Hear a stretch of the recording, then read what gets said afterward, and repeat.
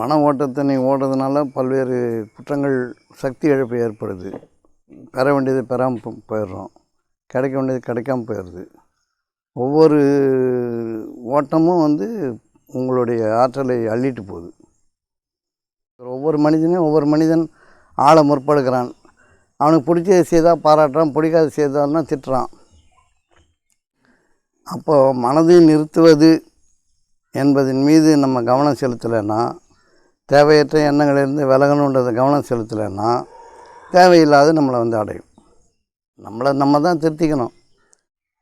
மன ஓட்டம்தான் அவங்க பிரச்சனைக்கு காரணம். மன ஓட்டத்தை வழி திருத்தி ஒழுங்கு பண்ணி அமைதி பண்ணி வாழ்க்கை அனுபவித்து நன்றி சொல்லி இருக்கிறத பகிர்ந்து எல்லோருக்குமானதான் அந்த வாழ்க்கையை நீங்கள் அர்ப்பணிக்காமல் சாவு பயம் வருது. இதை நீக்கிறதுக்கு தான் மனதை கட்டுப்படுத்துறது. ஒழுக்கமாக உன்னுடைய சுற்றம், நண்பர்கள், உறவுகள், பெற்றோர்கள் எல்லாருக்கும் நீ கொடு, பகிர்ந்து கொண்டு வாழ். உனக்கு கொடுத்துருக்க நிறையா, அதுலேருந்து பார்த்துக்கோ. இல்லைன்னா ஒரு ஸ்கேனுக்கு 5,000 20,000 பிச்சையும் கொடு, ஐயமும் இடு. ஐயமிடுன்னா உயர்ந்த மனிதர்களுக்கு பணிவோடு கொண்டு போய் கொடுக்கறது. எதை கொடுத்தாலும் எதனா ஒரு லாபம் வருமா, நமக்கு எதனா ஒன்று நடக்குமா, நம்ம விஷயங்கள் சித்தியாகுமா, இப்படி தான் நீங்கள் தான தரம் பண்ணுறீங்க. பெரிய மனிதர்களுக்கு, ஞானவான்களுக்கு போய் அடிபணிந்து சேவை செய்வதனால உங்களுடைய பெரும் பாவங்கள் மன்னிக்கப்படும். எவனுடைய உதவியும் நமக்கு தானே அமையணுமே தவிர தடியெடுத்து அடிக்கூடாது. அதனால் இந்த மனோதைரியம் வேணும்னா இருக்கிறத பகிர்ந்து நல்ல வழியில் செலவு செஞ்சால் தான் ஒரு 60 வயசு வரைக்கும் தான் நிம்மதியாக ஓட முடியும். உங்களுடைய சுயத்தன்மம், மனித நேயம். தனியாக இருக்கணும்னா எவ்வளோ கும்பல் பிரச்சனைகள் இருந்தாலும் அது உங்களை பாதிக்காமல் இருக்கணும். இதெல்லாம் உங்களுக்கு தெரியும். ஆனால் தூண்டப்படாத விளக்கு எரியாது. இறைவன் நினைக்கிறதுன்றது நல்லது நினைக்கிறது தான், வேறு ஒன்றுமே இல்லை. அதில் ரகசியம். ஐயா, மனிதர்களுக்கு இல்லை எனக்கும் பிரச்சனைகள் மனதில் வெறுப்பாவோ வேதனையாவோ இல்லை நிறைய மன ஓட்டங்கள் தான் யோசனைகளாவோ பிரச்சனைகளாக தெரியுது. அந்த யோசனைகள் தான் என்னோடய மன மாற்றத்துக்கோ இல்லை நான் செய்கிற செயல்பாட்டுக்கோ காரணமாக இருக்குது. ஆனால் ஞானிகள், வேதங்கள்லாம் வெளியில் தானத்தையும் தர்மத்தையும் இல்லை இதை செய்யணும் அதை செய்யணும் அப்படின்லாம் நம்மளுக்கு வலியுறுத்தப்படுது. ஆனால் பிரச்சனை என்கிட்ட மட்டும் தான் இருக்குது. நான் என்ன சரிப்படுத்திக்கிறதுல முற்படணுமா இல்லை வெளியில் நான் செயல்படணுமா அப்படின்னு ஒரு கேள்வி. இன்னொன்று, வார்த்தைகள் எல்லாமே மாயமாக தான் இருக்குது, மாயையாக தான் இருக்குது. நான் ஒரு வார்த்தை சொல்கிறேன் அப்படின்னா அந்த வார்த்தை எல்லாராலையும் வேறு விதமாக புரிஞ்சு கொள்ளப்படுது. அப்போது வார்த்தைகள் வாழ்க்கைக்கு ஒரு பிரச்சனைகளாக தான் இருக்குது. அப்போது மௌனம் தானே சிறந்ததாக இருக்க முடியும். மௌனத்தின் அழகு அப்படின்னு அதை பற்றி உங்களோட. நீங்கள் கேட்ட கேள்வி எல்லாருக்குமான பிரச்சனை தான். மன ஓட்டம்தான் பிரச்சனை, அதில் எந்த சந்தேகமே இல்லை.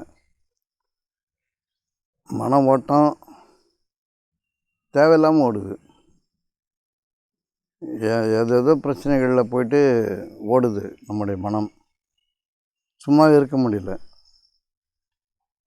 எதோ ஒன்று யோசிக்கிறோம், எதாவது ஒரு பிரச்சனையால் கலந்துக்கிறோம். யாரும் தேவையில்லை, நம்மளே போதும்.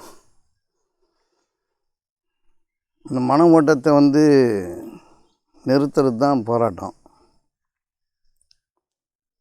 மன ஓட்டத்தினை ஓடுறதுனால பல்வேறு குற்றங்கள், சக்தி இழப்பு ஏற்படுது. பெற வேண்டியது பெறாமல் போயிடுறோம், கிடைக்க வேண்டியது கிடைக்காம போயிடுது. ஒவ்வொரு ஓட்டமும் உங்களுடைய ஆற்றலை அள்ளிட்டு போகுது. வர வேண்டியதை நம்மளே தான் தடுக்கிறோம் இல்லையா? அப்படியும் நம்ம கொஞ்சம் வருது, அதை வச்சு பயன்படுத்துகிறோம். அந்த பயன்படுத்துறது பத்தலை, உடனே நம்ம கேட்குறோம், எனக்கு மரியாதை இல்லை, அது இல்லை, இது இல்லை, எனக்கு பத்தலை, உந்து அப்படின்ற பிரச்சனைகள்லாம் அதுலேருந்தே கிளம்புது. உங்களுக்கு பங்கீடு என்னமோ சரியாக தான் நடக்குது. வானம் பூமியெல்லாம் சரியாக தான் நடந்துகிட்ருக்குது. உங்கள் தகுதிக்கு ஏற்ப ஒன்று கிடச்சிட்ருக்குது. நம்முடைய அறிவுக்கேற்ப செயலுக்கேற்ப ஒன்று கிடைக்குது. அந்த கிடைக்கிறத வந்து அனுபவிக்கணும். கிடைக்கிறத அனுபவிக்கலைன்னா நீங்கள் வந்து புதுசாக ஒன்றும் அனுபவிக்க முடியாது. ஏதோ ஒன்று ஒரு அமைப்பு உங்களுக்கு ஒரு குடும்பமாகவோ குழந்தைங்களாவோ இடமாவோ வீடாவோ இல்லை வாடகை வீடாவோ சின்ன வேலையோ பெரிய வேலையோ ஏதோ ஒன்று கிடைக்கத்தானே செய்யுது. அதை நம்ம முழுதாக அனுபவிக்கணும். அதுக்கப்புறம் உலக வசதிகளை பார்க்குறோம். நிறைய பேருக்கு நிறைய இருக்குது, நிறைய பண்ணியிருக்காங்க. அதன் மீது நம்ம தேவைகள் இருக்க தான் நம்ம நம்புகிறோம். அது வேணுன்றோம். அதை நற்பண்புகளின் வாயிலாக, ஒழுக்கத்தின் வாயிலாக, அடக்கத்தின் வாயிலாக, நீதி நேர்மையின் வாயிலாக நம்ம நிலைச்சி நிற்கும்போது அது தானே வருவதாக இருக்குது. வசதி வாய்ப்புகள் வந்து தானாக வருவதாக இருக்குது.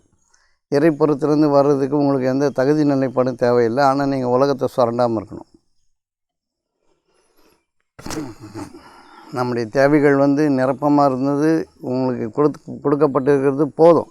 அது உங்களுக்கு தெரிய மாட்டேங்குது. நமக்கு தெரியல. நம்ம ஒரு அமைப்பில் நம்ம இருக்கிறோம் அப்படின்னு சொன்னால் நம்ம ஏன் அப்படி படைக்கப்பட்டோன்றதுக்கு பதில் இல்லை. நம்ம ஏன் வளர்ந்துடலன்றதுக்கு கேள்வி இருக்குது. நீ ஏன் வளரலன்னு கேட்கலாம். நான் ஏன் இப்படி படைக்கப்பட்டேன்றது கேட்க முடியாது. அந்த கேள்விக்கு எங்கேயுமே பதில் இல்லை. நான் ஏன் வளரலை, நான் ஏன் அது சம்பாதிக்கலை, நான் ஏன் இப்படி மாறலை அப்படின்னா நீங்கள் கேட்டுக்கலாம். கேட்பதன் வாயிலாக நீங்கள் பெற்றுக்கொள்ள முடியும். புரியுதா? இப்போ மன ஓட்டம்தான் வந்து எல்லா பிரச்சனைக்கும் காரணம். தேவையில்லாமல் ஓடுறோம். எதுக்கு ஓடுறீங்க? உங்களுக்கு சின்ன சின்ன பிரச்சனைகள் இருக்குதுன்னு தெரியுது. காரணமே பிரச்சனைகளை உருவாக்குறது நம்ம தான் பிரச்சனைகளை உருவாக்குறோம். நமக்குள்ளே வாழ்க்கை ஒரு ஓட்டமாக ஓடிட்டுருக்குது. எல்லோரும் நிறைய தேவைகளில் இருக்காங்க, நிறைய பிரச்சனைகளில் இருக்காங்கன்னா அவங்களுடைய தேவைகளை நிவர்த்தி பண்ணிக்க முடியல. மானம் மரியாதை நிறைய வச்சுருக்காங்க. இது இப்படி பேசக்கூடாது, அப்படி பேசக்கூடாது, இப்படி தான் இருக்கணும், அப்படி தான் இருக்கணும், சட்டத்திட்டங்கள் நிறைய வகுத்துக்கிறோம். ஒவ்வொரு மனிதன் ஆள முற்படுகிறான். அவனுக்கு பிடிச்சது செய்தால் பாராட்டுறான், பிடிக்காத செய்தான்னா திட்டுறான். அவங்க வேலையை அவங்க செய்கிறாங்க, நம்ம வேலையை நம்ம செய்யணுன்ற ஒழுக்க கட்டுப்பாடு நம்மக்கிட்ட இல்லை. புரியுதா? அப்போ வந்து தான தர்மங்கள் செய்யுங்க அப்படின்னு சொன்னது காரணம் என்னென்னா, இல்லாத மனிதன் வந்து துன்புறுவான். உங்கள்கிட்ட இருக்குதுன்னா கொஞ்சம் கொடு. அது உன்னுடைய பாவங்களை கொஞ்சம் போக்கும். உன்னுடைய பாவங்களை, உன்னுடைய துன்பங்களை கொஞ்சம் போக்குன்ற ஒரு இதில் பங்கீட்டுக்காக சொல்கிறாங்க. கொஞ்சம் கொடுக்க முடிஞ்சால் கொடுங்க அப்படின்னு. யாரும் கையை பிடிச்சி கொண்டு போய் கொடுத்தே ஆகணும், கட்டையெல்லாம் அடிக்கலை. கொடுன்ற எண்ணத்தை உருவாக்குறாங்க, செய்யணும் உருவாக்குறாங்க. நீங்கள் அதுலேயும் பலாப்பழங்களை எதிர்பார்த்து நடக்கும்போது தான் உங்களுக்கு ஒன்றும் கிடைக்காம போகுது. இப்போ உங்கள் கேள்வி வந்து அடிப்படையில் வந்து புரிதல் இல்லாமல் தான் இருக்குது. பிரச்சனைகளுக்கு காரணம் நம்ம தான். ஆனால் அந்த பிரச்சனைகளை வந்து சொல்லி கொடுக்கும்போது அது நிறுத்தவும் உங்களால் முடியல.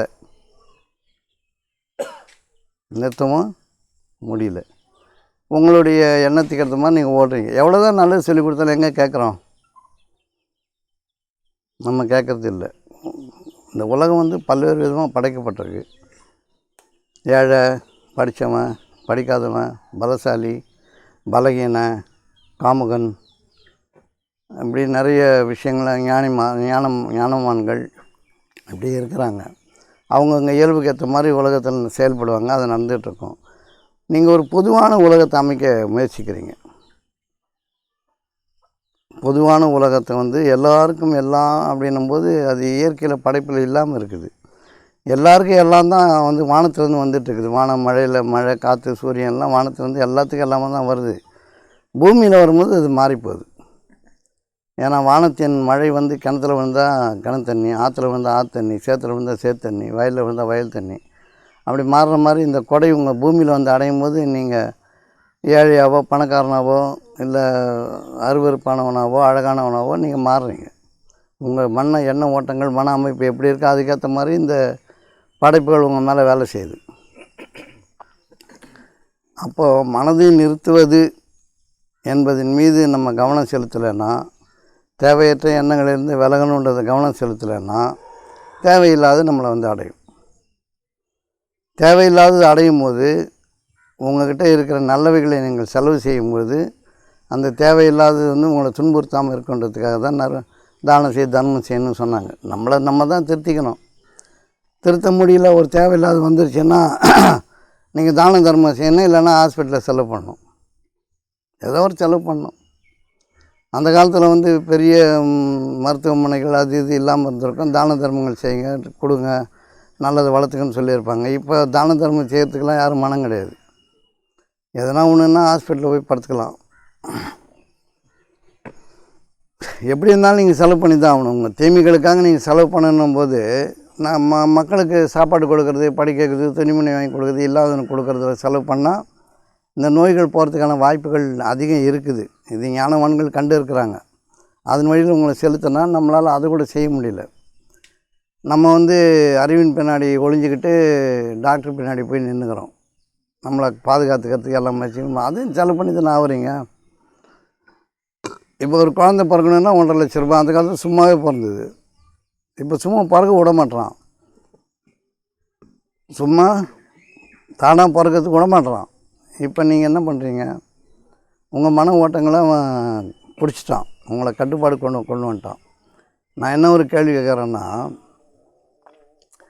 300-400 வருஷமாக மருத்துவம் இருக்குது. அலோபதி மருத்துவம் இருக்குதா? அக்கு வேற ஆணி வேற பிரித்து ஆரஞ்சிட்டான்.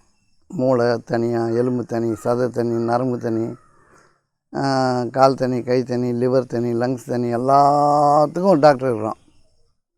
எல்லாத்துக்கும் டாக்டர் இருக்கான்ல. லங்ஸ் வந்து எல்லாருக்கும் ஒரே அமைப்பு தான். காற்று இழுத்து சுத்திகரித்து ரத்தத்தை சுத்தம் பண்ணுதுன்னு தெரியும். அடிப்படையில் எல்லாமே தெரியும். இவ்வளோ நாள் படிக்கிறவன் ஒரு நோட்ஸ் எடுத்துகிட்டு எடுத்துக்க மாட்டானா? இந்தந்த மாதிரி வியாதிகள் சிம்டம்ஸ் இருந்தால் நீ வந்து சிம்டமேட்டிக் மருத்துவம் தான் பண்ணுற, சிஸ்டமேட்டிக் மருத்துவம் பண்ணுறதில்ல. என்ன பண்ணுதுன்றது அடிப்படையை எடுத்துக்கிட்டு சிம்டம்ஸ் எடுத்துக்கிட்டு மருத்துவம் பண்ணுறோம். அப்போ இந்தந்த மாதிரிலாம் பிரச்சனைகள் சொல்லியிருப்பாங்களா இல்லையா? எவ்வளோ நாளைக்கு மக்கள் ஏதோ ஒரு இல்லாத பிரச்சனை ஒன்று வந்துடும்.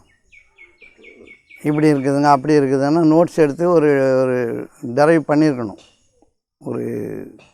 ஒரு புத்தகம் எழுதியிருக்கணும். இந்தந்த மாதிரிலாம் லங்ஸில் பிரச்சனை வரதுக்கு வாய்ப்பு இருக்குது, இப்படிலாம் வரதுக்கு வாய்ப்பு இருக்குன்னு பண்ணியிருக்கணுமா இல்லையா? எலும்பில் பண்ணியிருக்கணுமா இல்லையா? எல்லாம் பண்ண பிறகும், எல்லாம் இவ்வளோ நாள் பார்த்த பிறகும் ஒவ்வொருத்தரையும் போய் ஸ்கேன் எடு, எம்ஆர்ஐ எடு, சிடி எடு, என்ன கண்டுபிடிக்க போகிற? எலும்பு நசுங்க தான் பலகீனமாக இருந்தால் உடையும், எல்லாம் தெரியுமா தெரியாது? அவன் தான் வலி சொல்கிறான்ல. இப்போ நம்மளை எப்படி பயமுறுத்துறான்? நம்முடைய எண்ணங்களை அவன் ஆள்றான். நரம்பு தொகுதியில் பிரச்சனை இருந்தால் என்னென்ன வரும்னு அவனுக்கு தெரியுமா தெரியாது? அதான் இது மாதிரி இருந்தால் இந்த மாதிரி இருக்கும்னு அவனுக்கு தெரியுமா தெரியாது? அப்போ அதே மாதிரி ஒரு சிம்டம் மொத்தம் சொன்னால் இந்த ஸ்கேன் எல்லாம் எடுக்காமல் ஒரு மருந்து, ஒரு நாடியை பார்த்தோ இல்லை வேறு ஏதாவது பார்த்தோ ஒரு மருந்து கொடுத்து சரி பண்ண முடியுமா முடியாதா? இப்போ வந்து நம்முடைய எண்ணங்கள் எங்கே போயிடுச்சு? ஸ்கேன் எடுத்து பார்த்தா தான், எம்ஆர்ஐ எடுத்தால் தான், சிடி எடுத்தால் தான். அவன் 2 கோடி ரூபா சேர்த்து போட்டு மிஷின் வச்சுருக்கான். ஒரு பார்ட்டுக்கு ஒரு அமௌண்ட் வச்சுறான், பயமுறுத்துறான் அவங்கள. சரி, ஒரு 50 வயசு வரைக்கும், ஒரு இளமையாக இருக்கிற வரைக்கும் உயிர் வாழ்ந்து ஆகணும், குடும்பம் இருக்குது, குட்டி இருக்குதுன்னு பயந்து சாகலாம். ஒரு 60-65 வயசு ஆகி போச்சுன்னா மூட்டையை கட்டுற வேலையை தானே பார்க்கணும்.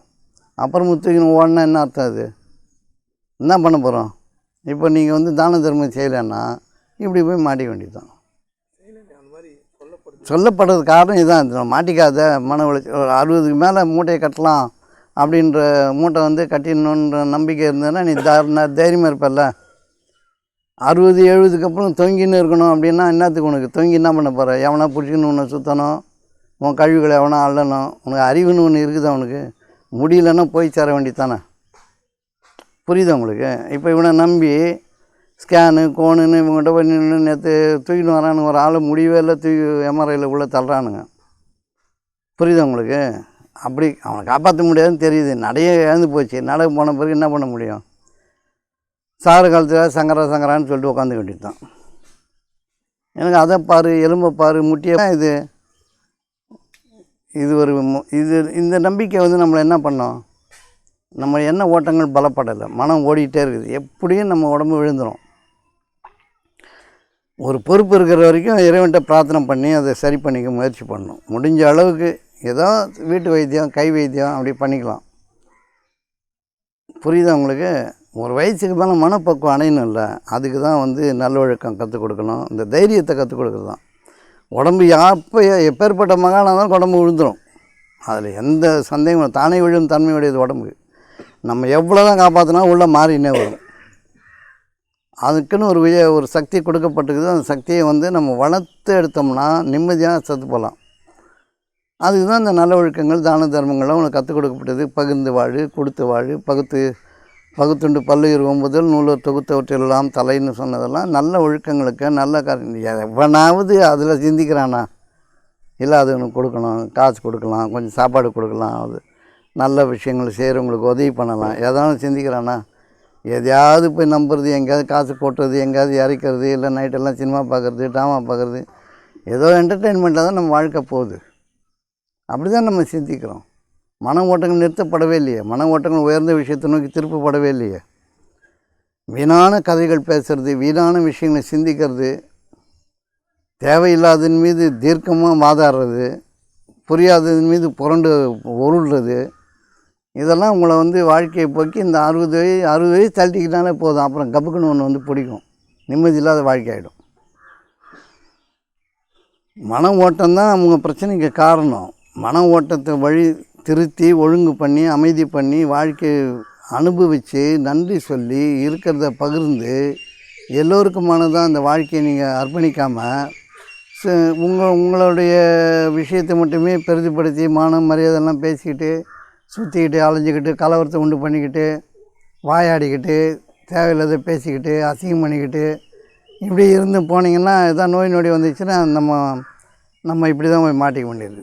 இப்போ மருத்துவம் பார்த்த வரைக்கும் ஒரு முட்டி வலின்னா ஒரு முட்டியில் என்ன இருக்குது, 2 ஜவ்வு இருக்குது, 4 சதை இருக்குது, 2 எலும்பு இருக்குது, அது எப்படி தான் பசங்களாலும் அதே தானே ஆகும். இல்லை முட்டியில் புண்ணு வரலாம், முட்டியில் கேன்சர் வரலாம், எதாவது ஒன்று வரும். அது என்ன நீ கண்டுபிடிக்கிற? டிஃப்யூஸ் ஆகிடுச்சு, அதாகிடுச்சு, லெகமெண்ட் கிழிஞ்சு போச்சு. எப்போ வலிக்குதுன்னா இதெல்லாம் ஆயிருக்குன்னு தெரியுமா தெரியாதா? அதுக்கு 8000 ரூபா ஒரு முட்டிக்குன்னா எவ்வளோ கடுப்பாக இருக்குது. அப்போ ஏன் உன் மன ஓட்டம் அங்கே போச்சு தெரியுமா? நீ தானம் தர்மம் பண்ணாதவன் தான். போய் அங்கே போய் படுத்துக்கோ, நீ பண்ணி ஆகணும். இங்கே படு, இங்கே கொடு, இல்லைன்னா அங்கே படு, 2 விஷயத்தில் ஏதாவது ஒன்று செய். மாட்டிக்கோ, இல்லை தப்பிச்சுக்கோ. நல்லது செய்து தப்பிச்சுக்கோ. சாகும்போது நல்ல சாகு வரும், நிம்மதியாக சாகலாம்.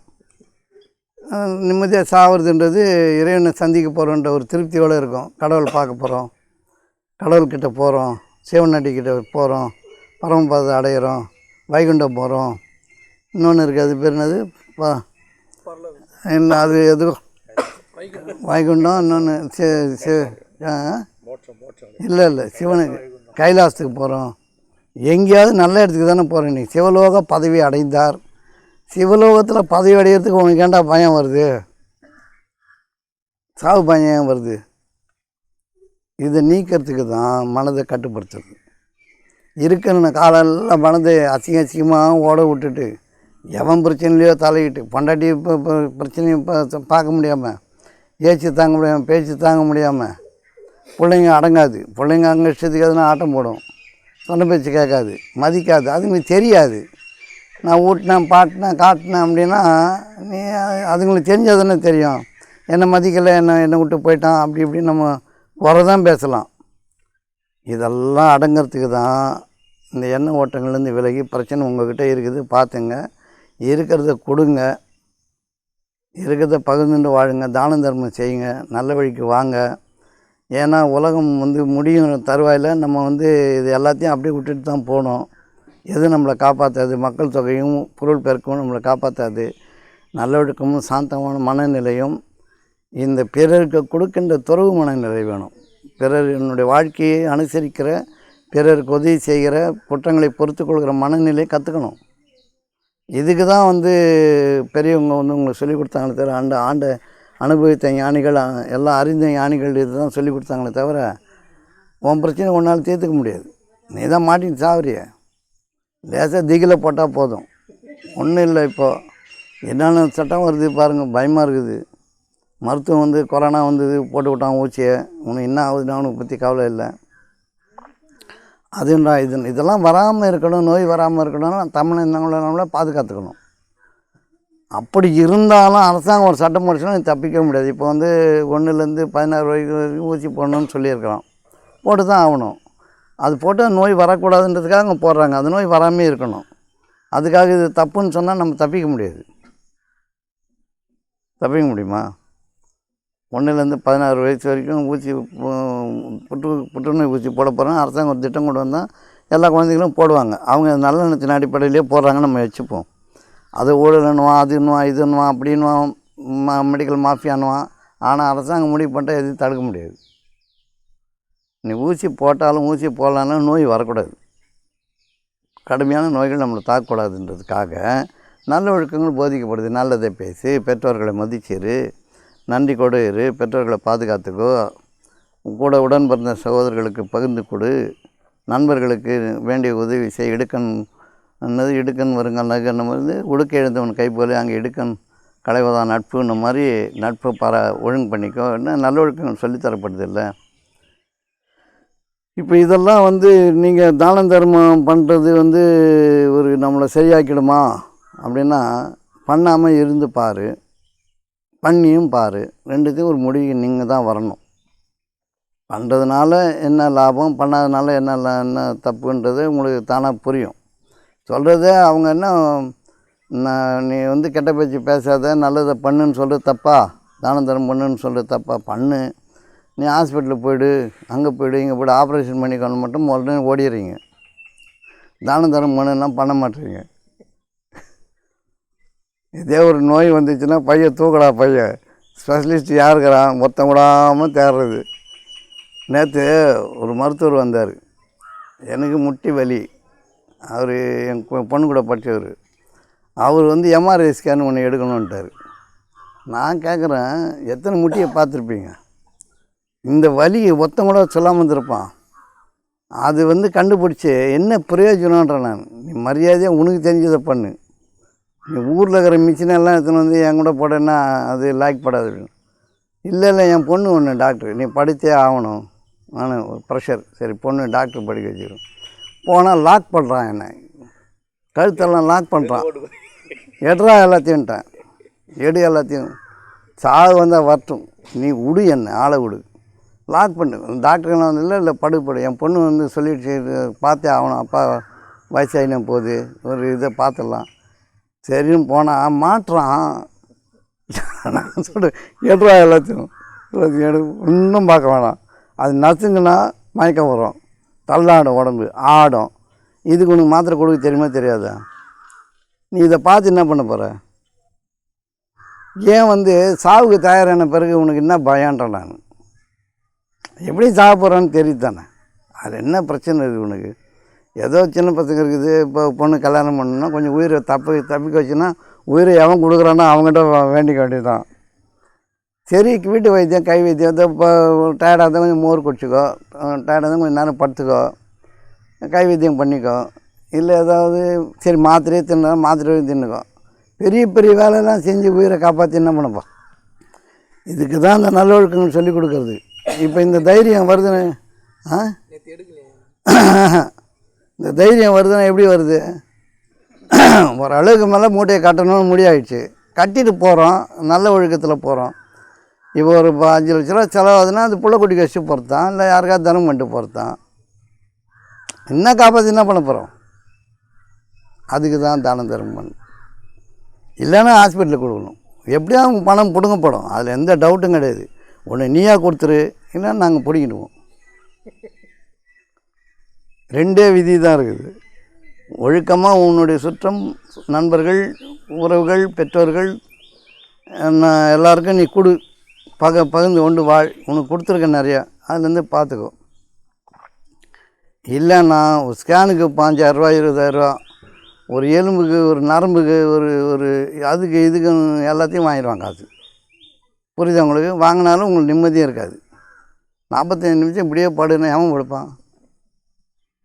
அதோட மரணம் மேலானது, சாவு மேலே இருந்துப்பா.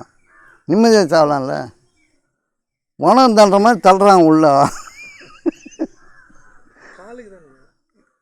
காலுக்கோ கைக்கோ உணவு வந்து அந்த மிஷின் அடிக்குது பாருங்க, ஒரு ஆளை பாட்டு பார்க்கலான்னு.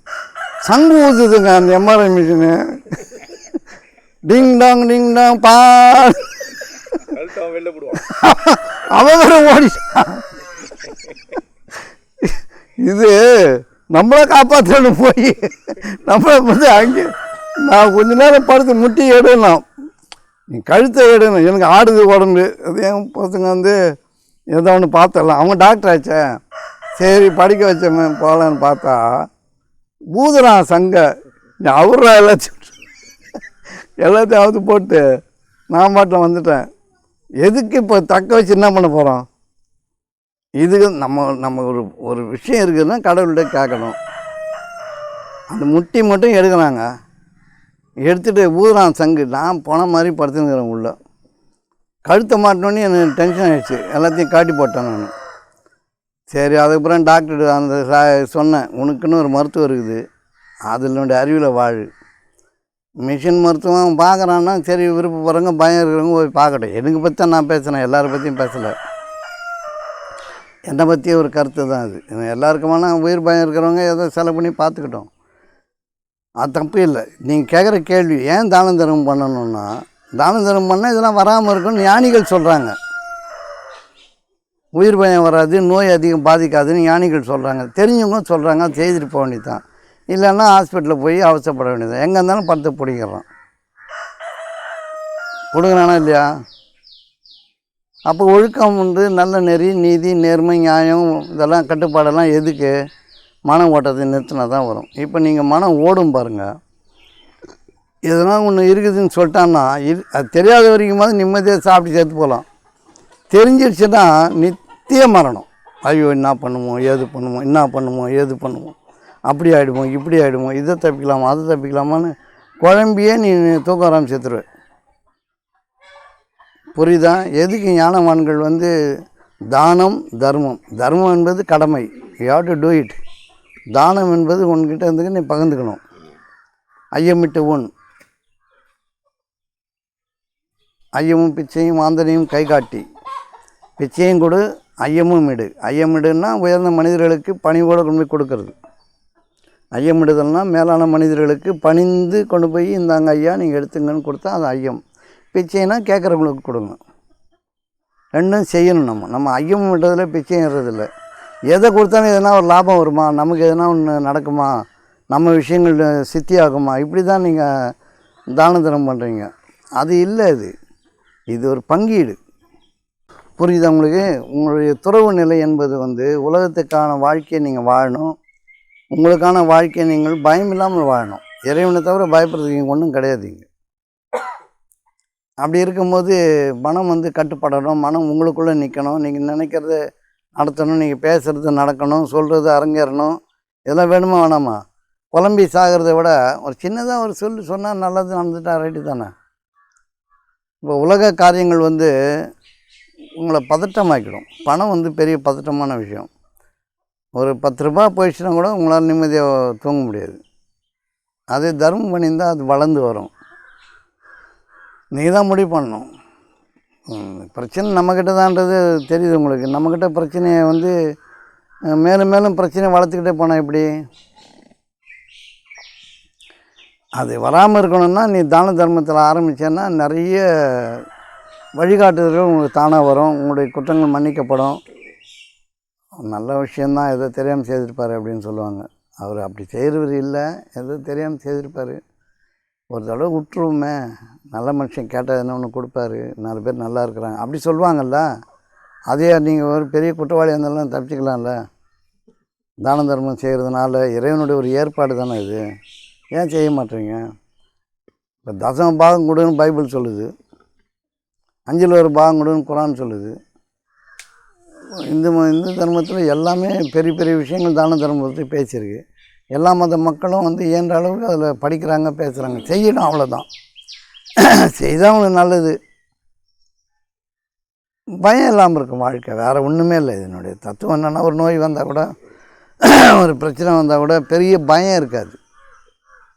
அது சந்திக்கிற திராணி இருக்கும் தான தர்மம் செய்கிறதுனால. நல்லோர்களுக்கு உணவிடுதல் ஒன்று, இல்லாதவங்களுக்கு உணவிடுறது ஒன்று, அதெல்லாம் ரொம்ப முக்கியமானது. பெரிய மனிதர்களுக்கு, ஞானவான்களுக்கு போய் அடிபணிந்து சேவை செய்கிறதுனால உங்களுடைய பெரும் பாவங்கள் மன்னிக்கப்படும். ஏழைகளுக்கு இல்லாதவங்க உதவி செய்கிறதுனால நீங்கள் பாவம் செய்யாமல் தடுக்கப்படும். அடிப்படையிலேயே இதெல்லாம் உங்கள் பாவங்களை தான் அவங்க வாங்கிக்கிறாங்க. நீங்கள் ஒன்றும் அப்படியே தர்மம் பண்ணி அப்படியே தளர்ந்து போயில்லை. எச்சக்கையில் காக்கா ஓட்டுற மாதிரி எதனா ஒன்று 50 100 உதறி விட்டுட்டு நான் வடை வாங்கி கொடுத்தேன், தோசை வாங்கி கொடுத்தேன், டீ வாங்கி கொடுத்தேன், சாப்பாடு வாங்கி கொடுத்தேன் அப்படியே சொல்லிட்டு தெரியக்கூடாது. இப்போ மொத்தமாக பிடுங்குற இடம்னு ஒன்று இருக்குதுல்ல. சாண்டோ சொல்லுவார், யமதர்ம ஹாஸ்பிட்டல் யமதர்ம ஆஃபீஸ் 3 இருக்குதுன்னு சாண்டோ. அப்பல்லோ, விஜயா, சூர்யா போய் படுத்தா போதும், கேட்டை மூடி 48 ஓட்டக்கண்டெல்லாம் டியூபை சொருவி 48 மணி நேரம் கழிச்சு வாண்டுருவானா. அவர் சொல்லுவார், நான் சொல்லாது, அவர் சொல்லுவார். எட்டி பார்க்க முடியாது. புரியுதா உங்களுக்கு? அவன் யமதர்ம ஆஃபீஸ் தான். கணக்கு எழுதி வச்சுருப்பானா, இவன் தர்மமே பண்ணலை, தானமே பண்ணலை, படுக்க இவனுக்கு குளுக்கோஸுக்கு இவ்வளோ, மாத்திரைக்கு இவ்வளோ, மருந்துக்கு இவ்வளோ பில்லு விழுந்துன்னே இருக்குமா. எதெல்லாம் செய்யலையோ அதெல்லாம் புனிங்கன்னு தான் எம்டியாக வெளியே அனுப்பானான் அப்படின்னு சாண்டை சொல்லுவார். இப்போ புரியுதா உங்களுக்கு?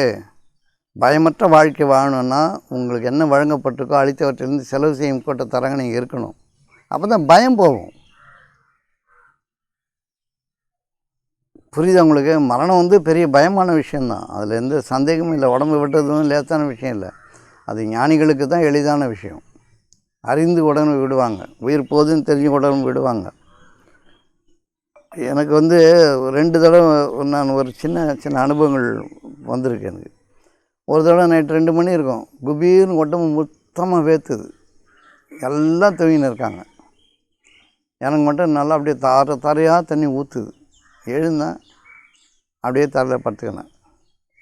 ஒரு மனதில் ஒரு கலவரம் இல்லை, ஒரு பயம் இல்லை, அப்படியே படுத்துக்கினேன். கொஞ்சம் நேரம் கழித்து எழுந்து பாத்ரூம் போய்ட்டு வந்தேன்.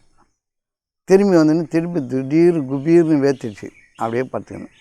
அப்போ தான் என் மனைவி முழிச்சு, என்னாச்சு, நான் யாரையும் எழுப்பலை, கிளம்புறதுனா கிளம்பிடுவோம், என்ன இப்போது வேறு ஒன்றும் பெரிய விஷயம் இல்லை அப்படின்னு அந்த அமைதியை கொண்டு வந்தது அந்த இடம்.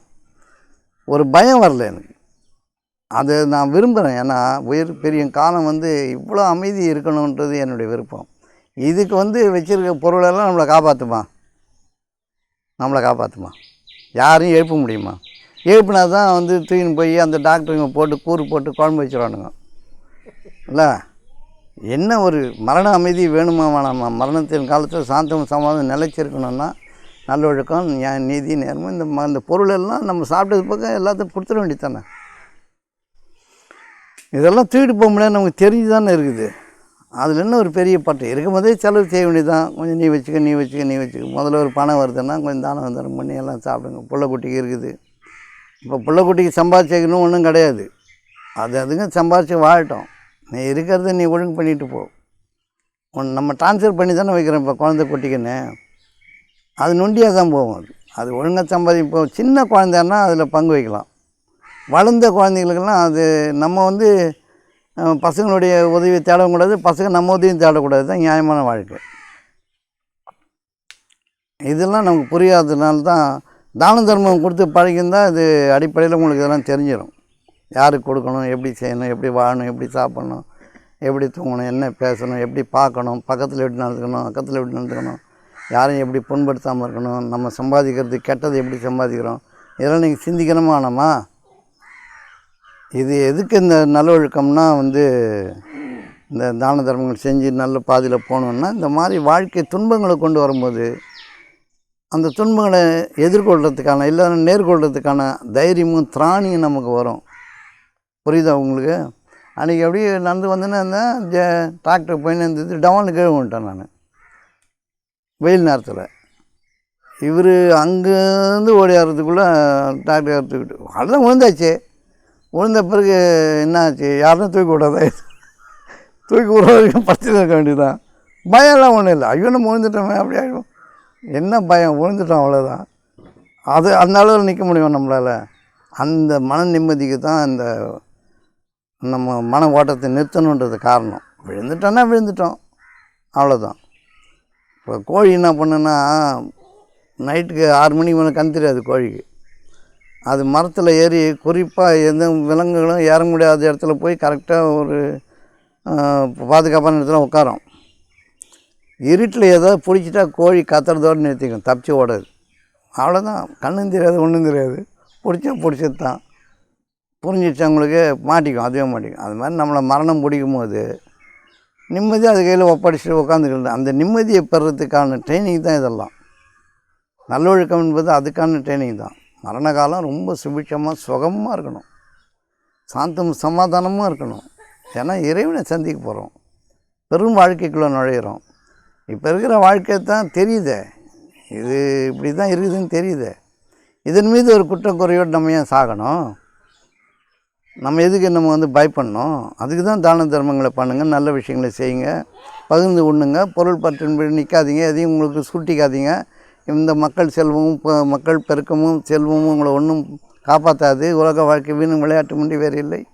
மறுமை வாழ்க்கை மிகப்பெரியது, சிவலோக பதவி பெரியது, வைகுண்ட பதவி பெரியது, பதவி பெரியது, இறைவனுடைய அடி பெரியதுன்னு சொல்லிக் கொடுக்குறாங்க. அதுக்கு தான் இந்த வார்த்தைகள், நல்ல வார்த்தைகள். வார்த்தைகள் எல்லாம் மாயை கிடையாது. நீங்கள் சொன்ன மாதிரி வார்த்தைகள் மாயை கிடையாது. அது ஏமாத்துறது, பொய் சொல்கிறது, சாதுரியமாக பேசி சம்பாதிக்க முன்னேறது, இன்னொருத்தருடைய பொருள் மீது கண் வைக்கும் போது பேசுகிற வார்த்தை, இதெல்லாம் தான் வந்து கேடான வார்த்தையை தவிர, இப்போ உங்கள்கிட்ட எந்த எதிர்பார்ப்பும் இல்லாமல் நான் சொல்லக்கூடிய வார்த்தைகள் வந்து எப்படி மாயாகும்? அது வந்து பூமியை பழக்கம். இந்த வார்த்தைகளுக்கு பலம் உண்டு. இயேசு சொன்னார்ல, காற்றை நில், அலையை நில் சொன்னார்ல, வார்த்தைகள் பலம் இருக்குது தானே. ஆகுக அப்படின்னு சொன்னால் ஆகணும்ல, சொல்லுக்கு பலம் இருக்குல்ல. அது வார்த்தைகள் மாயை கிடையாது. அந்த மாதிரி நம்ம வந்து நேர்மையான வாழ்க்கையை ஏன் வாழணும்னா, நிம்மதியாக அந்த உலகத்தை பிரச்சனைகள் வரும் பொழுது அது நேரடியாக சந்திக்கிற ஆற்றலும் தைரியமும் திராணியும் வரும். யாரும் நமக்கு உதவணுன்ற இது இருக்காது. உதவிகள் கூட தானாக வரும்.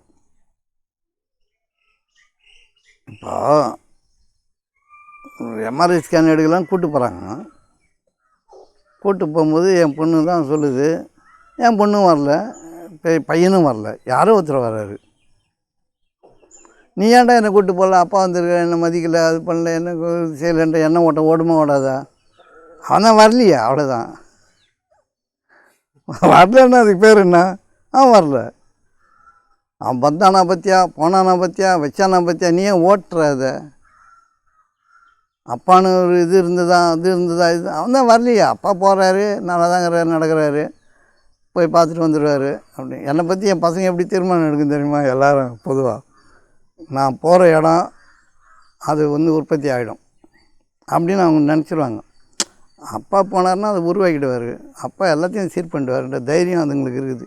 அதனால் அது கேட்டால் அப்படி தான் சொல்கிறாங்க, உங்களுக்கு என்னப்பா, நீங்கள் வந்து என்ன நினைக்கிறீங்களோ அதை நீங்கள் அப்படியே செய்திட போகிறீங்க, உங்களுக்கு யாருடைய உதவியும் தேவையில்லை பண்ணுறாங்க.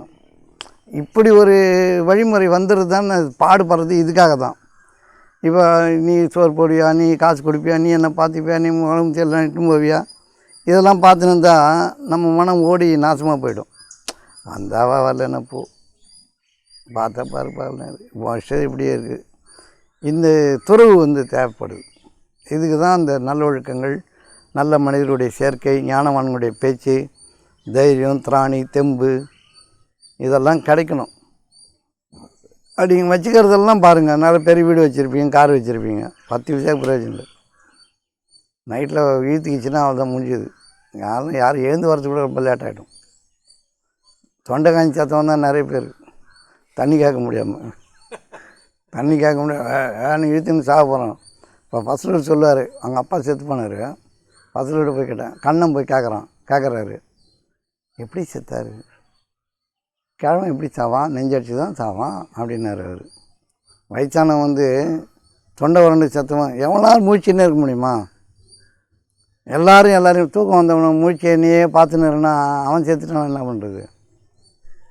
புரியுது அவங்களுக்கு? இந்த மனதைரியம் வேணுமா வேணாமா? இதுக்காக தான் நல்லதை கற்றுக்கணும். உனக்குண்டான சோதனை காலம் வரும்பொழுது அது சந்திக்கிற திராணி வேணும். ஐயோ வந்துடுச்சே போய் என்ன பண்ணுவார், தனியாக போகிறாரு எல்லாம் சொன்னானுங்க, என்னை எல்லாம் தனியாக விட்டானுங்க. நான் தனியாக தான் வந்தேன். நான் இந்த இடத்துக்கு இங்கே இருட்டு பயம், பாம்பு பயம், தேளு பயம், பூச்சி பயம், ஏதாவது ஒன்று வருது போகுது. நம்ம போகணும்னு மொழி பண்ணால் போக வேண்டியது தானே. கடவுள் உதவி அமைக்காம உதவி வருமா? பெற்ற பிள்ளைங்க எல்லாம் விட்டாங்க, அப்படியே போட்டோன்னு. சரி நம்மளும் வந்தாச்சு. ஆனால் யார் மேலும் நமக்கு குறை கிடையாது. அவன் வரலன்னா வரலன்னு தானே அர்த்தம். நான் அப்படி தான் எடுத்துப்பேன். அவன் ஏன் வரல, என்னை விட்டான் பாரு அப்படியே போகிறேன்னா நீ என்னத்தையும் ஓட்டுற, அதனால் என்ன லாபம்? அவங்க வரல, அவங்க என்ன கணிப்புகள் நிறைய பெற்றோர்கள் பற்றி, அப்பாவை பற்றி, அம்மாவை பற்றி அவங்க நிறைய தீர்மானங்கள் வச்சுருப்பாங்க. பசங்க எப்படி திரும்ப விரும்புமோ தியாகமாக வாழணும். பசங்களுக்காக தியாகமாக வாழ்ந்தால் கூட நன்றி உணர்வுண்டு அதுங்களுக்கு இருக்கிறது வாய்ப்பு குறைவு. ஏன் குறைவுன்னா தெரியாது, வயசு அப்படி. எருது பொண்ணு காக்க அறியாது. அதனால் பெற்றோர்கள் குறைப்படுறதுல எந்த பிரயோஜனமும் கிடையாது. அவங்க இருக்கிற வாழ்க்கை அவங்க வாழும்பொழுது அவங்களும் ஒரு குழந்தைங்களுக்கு குட்டிகளுக்காக தானே வாழுறாங்க. அவங்க குழந்தை குட்டிகளுக்கு தானே வாழுறாங்க. அவங்களும் அதுதான் செய்ய போகிறாங்க. நமக்கப்புறம் நம்ம குழந்தைங்களும் அதே பாடு தான் பட போகிறாங்க. அதே மாதிரி அந்த குழந்தைங்க அப்படி நடந்துக்க தான் போகுது. உலகம் இப்படி தான் ஓடிட்டுருக்கோம். இதுக்கு இடையில் சம்பாதிக்கிறது என்னது? நியாயத்தை சம்பாதிக்கணும். நியாயன்றது மன நியாயம். அவங்களுக்கு ஒரு நியாயம் இருக்குது. அவன் வசதியை தேடுவான் இல்லை. என் பெரிய பையன் என்ன சொன்னான், என்னடா தம்பி வந்து அம்மாவை பார்க்கவில்லை ஒன்றுமே செய்யலை அப்படின்னு கேட்டான். அப்படி அது எப்படிப்பா அவன் பழப்பு பார்க்க வேணாமான்றான். அம்மாவை என்ன வந்து பார்க்கக்கூடாது இல்லைடாமா, என்ன பார்க்கணும் கூட கேட்கல, அம்மாவை பார்க்கணும் கேட்டால் அவன் பழப்பை பார்க்க வேணாமான்றான். குழந்தைங்க அப்படி ஆக்கிடுச்சுங்க. இப்போ மன விரக்தின்றது வந்து நம்ம இதில் ஈடுபட்டோன்னா விரக்தி ஆகிடும் மனம். நம்ம 1000 பண்ணியிருப்போம், குழந்தைங்களை தூக்கி கொஞ்சிருப்போம், என்னென்னமோ வேலை செய்கிறோம், அதுங்களுக்கு தெரியும். இப்போ அதுங்க குழந்தைங்க அவங்க பண்ணுறாங்கல்ல, ட்ரான்ஸ்ஃபர் ஆகுது இல்லை, ஏதோ மனித சேவை நடக்குது. அவன் பெற்றது அவன் பண்ணுறான், நம்ம பெற்றுக்கிறான். புரியுது உங்களுக்கு? அப்போ எதுக்கு நல்ல ஒழுக்க கற்றுக்கிறதுன்னு கேட்குறீங்கள? தான தர்மம் ஏன் பண்ணணும்னு கேட்குறீங்கள? நிம்மதியான வாழ்க்கைக்கு அடிப்படையாக அதுதான். இந்த துறவுத்தன்மைக்கு தான். கொஞ்சமாவது வாழ்க்கையை வந்து சுகமாக வாழணுன்னா இந்த பற்று இல்லாமல் இருக்கிறது தான், இந்த குற்றங்குறை இல்லாமல் இருக்கிறது தான், இந்த குறைபாடுகள் இல்லாமல் இருக்கிறது தான். யாரையும் சொல்லி என்ன பிரயோஜனம் சொல்லுங்கள்? மருமகன் மேலே குற்றம், மாமியார் மேலே குற்றம், மாமனார் மேலே குற்றம், பொண்ணு மேலே குற்றம், பிள்ளை மேலே குற்றம். அவங்க இயல்பு தான் அவங்க இருப்பாங்க. அவங்க சோறு ஆக்கி வைப்பாங்க, சோறு ஆக்க பிடிக்காது. இது வேறு வடித்து கொட்டணும், கிழமை உட்காந்து சாவடிக்குதுன்னுவான். சரி நம்மளை தான் ஒதுக்குறாங்கன்னு தெரிஞ்சு ஒதுங்கி போய் உட்காந்து வேண்டித்தானே. எவனாலும் ஒதுங்க முடியுது நம்மளால். அந்த ஒதுங்குற வாழ்க்கைக்கான அடிப்படையை நீ கேட்டு வாங்கியிருக்கணும். நீ ஒதுங்குற இடம் உன் இடமா இருக்கட்டும், ஒதுங்கிக்கோ, என்னமோ பண்ணிட்டு போ. எவனுடைய உதவியும் வந்து நமக்கு தானாக அமையணுமே தவிர தடியெடுத்து அடிக்கூடாது. உதவிகள் தானாக அமையணும். நம்மளுக்கு 4 பேர் உதவி செய்யணும்னா கடவுள் நாடினாலன்றி நடக்காது. அவன் எப்படிலாம் நமக்கு அது மனதை வந்து பண்படுத்துகிறான்றதை விட்டுட்டு அந்த பண்பாட்டை தவறி நடக்கிற வாழ்க்கை வந்து குற்றம் கூற உனக்கு எங்கே தோணுதோ, நீ சரியில்லை, என் புள்ள சரியில்லை, என் குட்டை சரியில்லை, பொண்ணை சரியில்லைன்னு சொன்னேன்னா நீ சரியில்லை குப்பை, நீ தான் குப்பை. அதெல்லாம் உனக்கு குப்பையாக ஒதுக்குறான். நீ நல்லா இருந்தால் எல்லாம் நல்லா இருக்கட்டும்னு சொல்லிட்டு நீ பாட்டு நிம்மதியாக இருப்பல்ல இல்லை?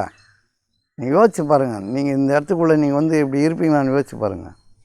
இருக்க முடியுமா உங்களால்? மாத்திரை இல்லாமல், மருந்து இல்லாமல், டாக்டர் இல்லாமல், ஸ்கூல் இல்லாமல், அது இல்லாமல், இது இல்லாமல் எத்தனை இல்லை இங்கே. ஆனால் எல்லாமே இங்கே இருக்குது. நீ ஒரு தைரியம் வேணும்ல, ஒரு இருட்டை நீ நின்று பாருங்கள். ராத்திரியில் இந்த இருட்டு இந்த எப்படி இருக்குதுன்னு பாருங்கள்.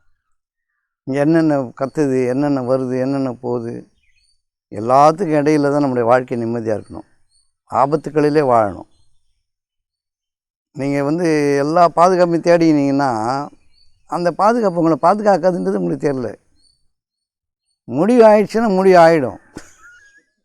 அது எங்கே இருந்தான்னா அப்போ அந்த தைரியம் யாருக்கு கொடுக்குறது? எப்படி கொடுக்குறது? நீங்கள் யோசிச்சு பாருங்கள். 30, 20 வருஷம், 25 வருஷம் நீங்கள் வந்துன்னு இருக்கிறேன். எதுவும் இல்லாத நேரத்தில் ஒவ்வொரு விஷயமாக பார்த்து நம்ம செய்கிறோம். அது யாருக்கோ அவங்க சொன்னாங்க செய்தோம். இப்போ அவங்க அது நம்மக்கிட்டே கொடுத்துட்டாங்க, நீங்களே வச்சிங்கன்னு. புரியுது உங்களுக்கு? இந்த பாதுகாப்பெல்லாம் இப்போ நீங்கள் வரீங்க, இது நன்மைக்கான இடமா, இது கொடுத்தவங்களுக்கு பெருத்த நன்மை போய் சேரும். இந்த விஷயத்தை நான் கொண்டாடணும், நான் ஒழுங்காக வாழணும், நான் தைரியமாக இருக்கணும். அதனால தானே இது எனக்கு கொடுக்கப்படுது. இதை குறை சொல்லிவிட்டு குற்றம் சொல்லிட்டு இங்கே போயிருந்தோம், அங்கே போயிருந்தோம், அது இல்லை, நமக்கு இது இல்லைன்னா நீ இதோட குப்பைக்கு தான் நீ போகணும். இந்த மன ஒழுக்கம் வேணுமா வேணாமா? இந்த தான தர்மம் எப்படி நடக்கணும்? நன்மைக்காக நடக்கணும். நம்முடைய வார்த்தைகள் அரங்கேறணும், நம்முடைய சொல் வந்து வளமாக இருக்கணும், சொன்னால் நடக்கணும். இல்லை, இதெல்லாம் தேவை தானே. இப்போ இந்த தைரியமான ஒரு விஷயம் நமக்கு கிடைக்கணும்னா எந்த பயமற்ற வாழ்க்கை, இறைவனை தவிர பயப்படுறது எதுவும் இல்லை. அப்படி பாம்பு வருது அது பாட்டு வருது, அண்ணா பிடிச்சி போய் போடலாம், அடி ஏதாவது ஒன்று செய். நல்ல பாம்புலாம் வந்து பழகத்தை நிற்குதுங்க, நிற்கட்டும். என்ன பண்ணுறது? மனித பாம்போட அது பெரிய பாம்பு. இது பக்காக்கத்தில் பயந்து வாழ வேண்டியிருக்குது இல்லை. அதனால் இந்த மனோதைரியம் வந்து வேணும்னா இருக்கிறத பகிர்ந்து நல்ல வழியில் செலவு செஞ்சால் தான் ஒரு 60 வயசு வரைக்கும் தான் நிம்மதியாக ஓட முடியும். 60 வயசுக்கு மேலே தான் நிம்மதியே தேடணும். 60 வயசுக்கு நிம்மதி போச்சுன்னா நீ வாழ்ந்த வாழ்க்கை குப்பை. பயந்து செத்தேன்னா குப்பை தானே. அது என்னதுக்கு? காலம் வரும்பொழுது காலத்துக்காக நம்ம காத்திருக்கிறோம். காலமானார்ன்றோம். சரி, காலம்தானே ஆனோம், எதுவும் இல்லாமல் போயிடலையே. அந்த தைரியத்தை சேர்க்கறதுக்கு தான் இந்த வாழ்க்கையை நம்ம நேர் வழியில் வாழணும், நிம்மதியாக வாழணும், கொடுத்து வாழணும், இருக்கிறத பகிர்ந்து வாழணும். இந்த நீங்கள் வச்சுக்கிற மானம் மரியாதைலாம் வந்து மற்றவங்ககிட்ட எதிர்பார்க்குறது. சொந்தமான மானன்றது வந்து பிறர் சுதந்திரத்தில் வாழ விடுறது தான். இந்த பையன் இருக்கிறான், அவன் சுதந்திரமாக வாழறதை விட்டிங்கன்னா அவங்க மானம் நிற்கும். அப்படி செய்யாது, இப்படி செய்யாது, நீ இப்படி தான் பண்ணணுன்னா உங்களை மானத்தை எடுத்துருவான். நீ என்ன பொல்லாத பண்ணிட்டு சும்மா பேசினேங்கிறான்னு கேட்பான், மானம் போயிடும். மானம் என்பதே பிறகு சுதந்திரமாக வாழ வருத்தம். புரிதல் இது. இந்த வாழ்க்கை எப்படி வாழணுமா? இருக்குது, சாப்பிடு, இல்லாத கொஞ்சம் கொடு, நல்ல பேச்சு பேசு, நல்லதே பேசு, கடவுளுக்கு பயப்படு.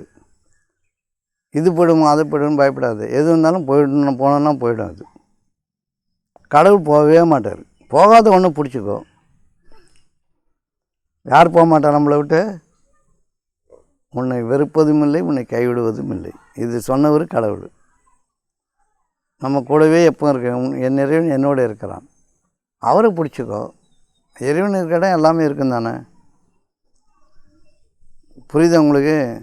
இந்த வீட்டை தவிர ஒரு வீடு கிடையாதுங்க, நல்லா ஞாபகம் வச்சுங்க. இங்கே நம்ம இருக்கிறோன்னா கடவுளுடைய அருள் இல்லாமல் இருக்க முடியாது. இருக்கிறோம். எவ்வளோ தூரம் நம்ம போகணும், இதெல்லாம் நம்ம யோசித்து தான் நம்ம வந்து யோசிக்கவே இல்லை. கடவுளோட வாழ்க்கை வாழணும், அவ்வளோதான் நம்முடைய வேலை.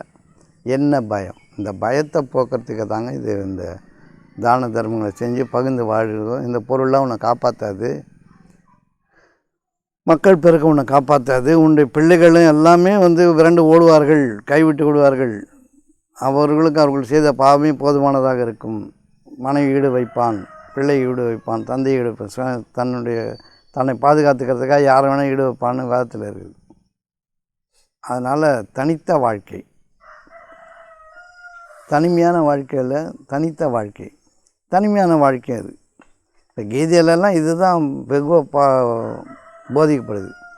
தனித்த இடத்தில், யாரும் இல்லாத அரவமில்லாத இடத்தில் ஆசிரமத்தை அமைத்து கொண்டு இறைவனையே கதியாக பிடிச்சிக்கிட்டு அவனையே நினைவு கொண்ட நிலையில் வாழுங்க.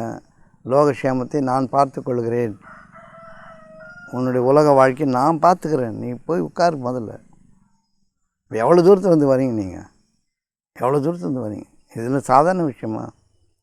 யாராவது வருவாங்களா? முதல்ல 50 கிலோமீட்டர் 60 கிலோமீட்டர் தள்ளி வந்து ஒரு செய்தி கேட்டு தர்மம் பண்ணிட்டு போகிறது என்ன சாதாரண விஷயமா? லோகக்ஷேமத்தை நான் பார்த்து கொள்கிறேன் வாக்கு நிறைவேறுதானே, வாக்கு நிறைவேறுதானே. யாரோ எதாவது கொடுக்குறாங்கல்ல, இந்த வாழ்க்கை ஓடு தானே. நான் தனியாக தானே இருக்கிறேன். இது நீங்கள் பார்க்குறீங்கள, அவன் இதுக்கு தான் அது. இந்த பயமற்ற தன்மை, இறைவனை தவிர பயப்படுறதுக்கு ஒன்றும் இல்லை. இந்த வேணுமா வேணாமன்றது உங்கள் விஷயம். இவ்வளோ தூரத்தில் வந்து பார்த்து யாரோ 4 பேர் 5 பேர் வராங்க தானே, ஏதோ ஒன்று கிடைக்குத்தானே, சாப்பாட்டுக்கு இருக்குத்தானே. இது நான் போய் மூட்டை சம்பாரித்து வேலைக்கு பண்ண முடியுமா இந்த வயசுக்கு? சொல்லுங்கள். இப்போ இந்த வாழ்க்கை அழகானதுன்னு இறைவன் வாக்களித்தது நிறைவேற்றித்தானே இருக்குது. நீ தனியாக இரு, என்னையே நினச்சின்னு இரு, நான் பார்த்துக்கிறேன்னு சொன்னால் பார்த்துக்கான் தானே. ஒரு வயசுக்கு மேலே என்னால் இயன்ற காரியங்கள் உலகத்துக்காக செய்த பிறகு உட்காருன்னா உட்காந்துக்க வேண்டியது தானே. உலக காரியங்கள் செய்யாமல் இல்லை, செய்திருக்கிறோம். ஓடணும், ஆடணும், பார்த்தோம், சம்பாரித்தோம், எல்லாம் பண்ணோம். ஒரு வயசுக்கு மேலே இங்கே இருப்பா, நான் பார்த்துக்கிறேன் உன்னை, நீ என்னை மத்தி போட்டு பேசு, என்னையே நினச்சின்னு இரு, நான் உன்னை வளமாக்குகிறேன், பதவிகளை உயர்த்துகிறேன்னு சொன்ன வாக்கு நிறைவேற்றானே. இப்போ இந்த வாழ்க்கை உங்களுக்கு தானே. இப்போ இந்த பயம் போகணுமா வேணாமா? ஒரு இளமை காலம் வரைக்குமாவது கொஞ்சம் ஆட்டம் போட்டு திருந்திக்கணும். அதுக்கு தான் இந்த தான தர்மங்கள் போதிக்கப்படுது. இப்போ இந்த காசெல்லாம் சேர்த்து வச்சு என்ன பண்ண போகிறீங்க? டக்குன்னு ஒரு நாள் மண்டையை வாய் பிறந்துக்குச்சுன்னா, மண்டை விழுந்துச்சுன்னா கீழே அவ்வளோதான். எல்லாம் யாரையும் சாப்பிட போகிறோம். வச்சுருந்த செல்ஃபோனு, வாட்ச்சு, மோதிரம் ஏன்னா அவுத்துக்கு போகிறான். இன்னும் பெரிய பிடிப்பு. தைரியம் வேணும் வேணாம். எவனோ ஏற்றுமா போகிறான், இப்போ ஏற்றுங்கடா, போங்கடா, சாப்பிட்டுங்கடா, அனுபவிங்கடா, நல்லா இருக்குடா, ஜாலியாக இருக்கும். கடவுள் நிறைய பெருசாக வச்சுருக்காரு, நம்ம கொஞ்சம் கொடுத்துருக்காரு. அதை பார்த்துட்டோம். என்ன பிடிப்பு உங்களுக்கு? வீணும் விளையாட்டுன்னு தானே உலக வாழ்க்கை. பெருசாக சாதனை என்ன பண்ண போகிறோம்? ஒரு மன தைரியம். சரி இருக்குது, சாப்பிடுவோம், நல்லா இருப்போம், நன்றி சொல்லுவோம், நல்ல பேச்சு பேசுவோம், உலகத்துக்கு உதவி செய்வோம், அறியாத மக்களுக்கு புத்தி உபதேசம் செய்வோம், இல்லாத மக்களுக்கு உணவு கொடுப்போம். இதெல்லாம் நல்லது தானே? இப்படி சாதாரணம் போகிற வாழ்க்கை எதுக்கு நம்ம ரொம்ப கஷ்டப்பட்டு வாழ வேண்டிய அவசியம் இருக்குது? அப்படியே புரிஞ்சுக்கிட்டோம்னா நம்ம என்ன செய்யணுமோ அதை கரெக்டாக செய்துடுவோம். என்ன செய்யணுமோ அதை கரெக்டாக செய்துடுவோம். அதுக்கு தான் அந்த வழிமுறைகள். 3 நாளில் இப்போ விரதம் இருக்கிறது, போகிறது, உணவு கட்டுப்பாடு பண்ணுறது, நோன்பு இருக்கிறது, தானம் பண்ணுறது, தனம் பண்ணுறது, இந்த சம்பிரதாய சடங்குகள்லாம் வந்து இதுக்காக ஏற்படுத்தப்பட்டது தான். கொடு, தசம்பா கொடு, பலியிடு, குர்பானி கொடு, அது கொடு, இது கொடு, தானம் பண்ணு, இல்லாதவனுக்கு கொடு, இருப்பவனுக்கும் கொடு, அண்டை வீட்டுக்காரனை பார்த்துக்கோ, நல்ல பேச்சு பேசு. இதெல்லாம் நல்லா தானே இருக்குது. செய்தால் என்ன? செய்தால் ஒரு லாபம் இருக்குது. என்ன லாபம் தெரியுமா? தைரியம் இருக்கும். இதை நீங்கள் இப்போ என்ன பார்க்குறீங்களா இல்லையா? இதெல்லாம் நான் பேசுகிறதெல்லாம் இருக்குது தானே. நீங்கள் இதெல்லாம் வந்து யோசிக்கிற இடத்துல நான் வாழ்ந்துன்னு இருக்கிறேன். நீங்கள் யோசிக்கிற இடம் தானே இது நான் வாழற இடமா இருக்குது. இந்த வாழற இடத்துல என்னோடய லோகக்ஷேமங்களை யார் பார்த்துக்கிறான்? என்னுடைய உலக தேவைகளை யார் பார்த்துக்கிறான்? இறைவன் பார்த்துக்கிறான். அவ்வளோதாங்க. இதுக்கு தான் இந்த ஒழுக்க விதிமுறைகள். வார்த்தைகள்லாம் மாயை கிடையாது. வார்த்தைகள்லாம் வந்து பலமானவை. ஞானவான்கள் சொன்னது தான். புரியுதா உங்களுக்கு? அவச்சொல் யாருக்கிட்டே வாங்கக்கூடாது. நல்ல சொல்லு தான் பேசணும், அழகியதை தான் பேசணும். வார்த்தைகள் உயிர்ப்பானவை. உயிரை போக்கி விட்டுடும், இல்லைன்னா உயிரை வளர்க்கும். ரெண்டும் செய்யும். சொல் வெல்லும், சொல் கொல்லும். ஆனால் சொல் வந்து மாயானது கிடையாது. மயக்கிற பேச்சு பேசி நீ சம்பாதிச்சுன்னா அது பாவம். அது டெலிபரேட்டாக. இப்போ நம்ம வந்து வரோம், அவ்வளோ சொல்லிக் கொடுக்குறோன்றதுக்காக நீ காசு கொடுக்கணுங்கன்னு யாரையும் கேட்கறதில்ல. மனம் உள்ளவங்க கொடுக்குறாங்க, நீங்கள் அதை கொடுத்தே ஆகணும். நம்ம யாரும் நிர்பந்தம் பண்ணுறதில்ல. கொடுத்தா தான் நீங்கள் இங்கே வரணுன்றது கிடையாது. வந்தால் இருக்கிறத பகிர்ந்துங்க. எல்லாருக்குமானது தான். சாப்பிடுங்க, அனுபவிங்க, நல்லா காத்தோட்டமாக இருங்க. யார் வந்தாலும் வாங்க. இது ஒரு திறந்த புத்தகம். இது யார் வேணால் படிக்கலாம். அவ்வளோதான். இப்போ இந்த நிம்மதியான வாழ்க்கைக்கு அடிப்படை தான் இவ்வளவும். இப்போ நீங்கள் கேட்ட கேள்வி என்னன்னு புரியுதா? உங்கள் பிரச்சனை நீங்கள் தான் காரணம். இது ஞானவான்கள் சொன்ன மாதிரி இருக்கிறத பகிரும்பொழுது மனம் மாறக்கூடிய வாய்ப்பு இருக்குது. தர்மம் என்பது யூ ஹேவ் டு டூ இட்னு அர்த்தம். டியூட்டி. உங்களுடைய தர்மம் என்னது? மனித தர்மம் என்பது வந்து பண்போடு இருக்கிறது, விட்டு கொடுக்கறது, உதவி செய்கிறது, இறக்கப்படுறது எல்லாம் மனித பண்புகள், மனித நியாயம் தான் நம்முடைய தர்மம். தர்மத்தை மீறி தான் கொடூரமாக பேசுகிறோம், குழப்பம் உண்டாக்குறோம். அது நம்முடைய தர்மம் கிடையாது. நெருப்போட தர்மம் எரிக்கிறது, நீரோட தர்மம் நினைக்கிறது, காற்றோட தர்மம் உலர்த்துறது. புரியுதா? அதனுடைய இயல்பு தான் தர்மம். அது என்ன செய்யுமோ அது அதோட தர்மம். நெருப்புக்கு நல்லது கிடையாது தெரியுமா? அது உங்களை போட்டாலும் எரிக்கும், எண்ணெய் போட்டாலும் எரிக்கும், குழந்தைய போட்டாலும் எரிக்கும், குப்பையை போட்டாலும் எரிக்கும். எரிக்குமா இருக்காது. அது தர்மத்தை நிறைவேற்றணும். அது தெரிஞ்சது. அதுதான் இப்போ நம்முடைய தர்மம் வந்து மனித பண்புகள் தான். மனித நேயம் தான் நம்முடைய தர்மம். மனித அநியாயம் நம்முடைய தர்மம் கிடையாது. அந்த தர்மத்தை நீங்கள் நிலைநாட்டணும். அதுதான் உங்களுடைய சுய தர்மம். சுய தர்மத்தை நீங்கள் நிலைநாட்டணும். உங்களுடைய சுய தர்மம் மனித நேயம். சுதர்மம்னு சொல்கிறோம்ல, மனித நேயம். அதை தான் நீங்கள் நிறைவேற்றணும். உங்கள் சுய தர்மத்தை நீங்கள் நிறைவேற்றணும். நிறைய பிரிவினைகள், பேச்சுக்கள், குழப்பங்கள், குதர்க்கங்கள், யாரோ என்னென்னோ பண்ணிகிட்ருக்குறாங்க, ஏதோ செய்கிறாங்க. நம்ம நல்வழியில் திரும்பி நியாயத்தை பேசும்போது அந்த வாக்கு நிறைவேறும். இங்கேருந்து உலகத்தை மாற்ற முடியும். உலகத்தை அமைதி உண்டாக்க முடியும். வார்த்தைகளுக்கு பலம் அதிகம். புரியுதா உங்களுக்கு? அதனால் நீங்கள் வந்து நல்ல விஷயங்களை பேசணும், அழகியதே பேசணும், அழகியது தான் பேசணும். குற்றம் சொல்கிற பேச்சு எவனுக்காவது இருந்ததுன்னா அவன் குப்பைக்காரனை விட கேவலமாக போயிடுவான். குப்பைக்காரன்றது யார்? குப்பையில் இருக்கிறவன். குப்பையை சுத்தம் செய்கிறவங்களாம் பெரியவங்க, அவர்கள் போற்றப்பட வேண்டிய மனிதர்கள். குப்பையில் அள்ளி தலையில் கொட்டிக்கிறவன் தான் குப்பைக்காரன். வெறுமனே குப்பையை அள்ளி கொட்டிக்கிறான். குப்பையை சுத்தம் செய்கிறவங்க உயர்ந்த மனிதர்கள். அவங்களுக்கு நம்ம வந்து எல்லா உதவிகளும் செய்யணும், எல்லா மரியாதையும் கொடுக்கணும். ஸ்கேவஞ்சர்னு சொல்லி ஒதுக்கக்கூடாது. ஏன்னா எல்லாருக்கிட்டையும் இறைவன் இருக்கிறான். அந்த உணர்வோடு வேலை செய்யணும். புரியுது உங்களுக்கு? அப்படி பார்த்துங்க. நீயே அது செய்யலை, நீயே வந்து என்னை வந்து பார்க்கல, உனக்கு மரியாதை இருக்குதா? எனக்கு மரியாதை கொடுத்த என்னன்னா அதான் கொடுக்கலையே. கொடுக்கல அந்த பிள்ளையாக இருக்கட்டும், குட்டியாக இருக்கட்டும், யாராக இருந்தால் நம்மளுக்கு மரியாதை கொடுத்தா தான். நீயே மரியாதை கொடுக்கலன்னா வச்சுருந்தா இருந்தால் தானே கொடுப்பாங்க. அவங்கள்ட்ட இல்லையே, தெரியலையே. கொடுத்தா மட்டும் நீ வாங்கி ஒழுங்காக திருப்பி கொடுக்க போறிய? நீ என்ன ஒரு பேச்சு இதெல்லாம்? மரியாதை கொடுக்கலாம், மானம் போச்சு. இப்போ இதெல்லாம் கௌரவம் பார்க்குற விஷயம் கிடையாது. தைரியமாக வாழறதுக்கான வாழ்க்கைக்கான பாதை தான் இது. எல்லாத்தையும் நேர்கொள்ளணும், சந்திக்கணும். புரியுது உங்களுக்கு? அப்போ உதவிகள் தானாக வரணும், உதவியாளர்கள் தானாக வருவாங்கன்ற. நான் நேற்று என் பையன் வரல, பார்த்துட்டே இருக்கிறான், பொண்ணும் வரல, வேற ஒருத்தர் வந்தார். புரியுது உங்களுக்கு? நம்முடைய காலம் வந்து போகும்போது உதவியாளர்கள் தானாக வரணும், தானாக அமையணும். கடவுளுடைய அருள் இருக்கிறவங்களும் அப்படி வரும். நீ என் பிள்ளை இருக்கான் பார்த்துப்பான், குட்டி இருக்கான் பார்த்துப்பான்னா ஒன்றும் பார்த்துக்காது. அவங்கவுங்க வேலையை செய்யும். நீ செய்த செயல்களுக்கு பலாபலங்கள் இறைப்புறத்துலேருந்து வரணுமே தவிர நீ தேடக்கூடாது. கர்ம பலனை பற்று வைக்கக்கூடாது. ஏதோ பெற்ற வளர்த்தோன்றதுக்காக சில நல்வழியில் காட்டி விட்டுடணும். அவங்களாம் நம்மளை வந்து பாதுகாப்பாங்கன்னா இப்போ எங்கேயோ போய் ஏதோ ஆகி போச்சுன்னா எப்படி பாதுகாப்பாங்க? தூக்கி ஒரே நாளில் தூக்கி வெளியே கழிச்சு போயிட்டே இருக்க போகிறாங்க. ஒரு மணி நேரம் எழுவாங்களா? அவ்வளோதான். அடுத்த வாழ்க்கையை பார்த்தா ஒன்றும் இல்லை. வாழ்க்கை நெருக்கடியாகட்டும் போது யாரையும் பார்க்க மாட்டாங்க. தாய்க்கு வலிச்சா குட்டி தாழலாம், தூக்கின்னு போகிற குழந்தைய கை வலிக்குதுன்னா இறக்கி விட்டுறாளா இல்லையா? அவ்வளோதான்.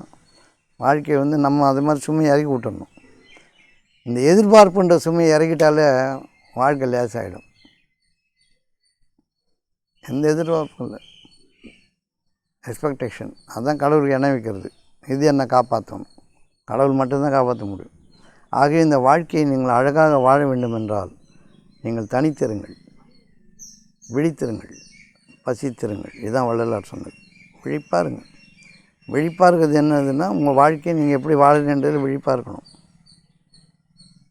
தனியாக இருக்கணும்னா எவ்வளோ கும்பல் பிரச்சனைகள் இருந்தாலும் அது உங்களை பாதிக்காமல் இருக்கணும்.